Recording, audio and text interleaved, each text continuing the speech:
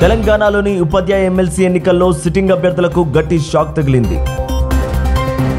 పోటీ చేసిన 2 స్థానాల్లో పరాజయం పాలయ్యారు.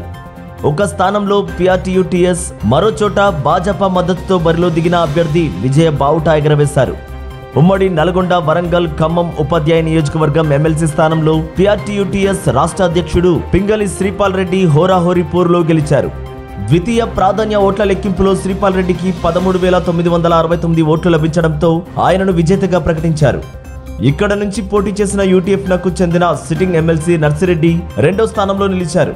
అటు ఉమ్మడి కరీంనగర్, నిజామాబాద్, ఆదిలాబాద్, మెదక్ ఉపాధ్యాయ నియోజకవర్గంలో భాజపా మద్దతు పలికిన అభ్యర్థి మల్క కొమరయ్య ఘన విజయం సాధించారు. సమీప ప్రత్యర్థి బంగ మహేందర్ రెడ్డిపై 5,777 ఓట్ల ఆధిక్యంతో గెలిచారు. అటు పట్టభద్రుల స్థానంలో ఫలితంపై ఉత్కంఠ నెలకొంది. ప్రధాన రాజకీయ పార్టీలు గెలుపుపై ధీమా కనబరుస్తున్నాయి. బ్యాలెట్ పత్రాలను సరిపోల్చే ప్రక్రియ పూర్తయ్యాక కౌంటింగ్ జరగనుంది.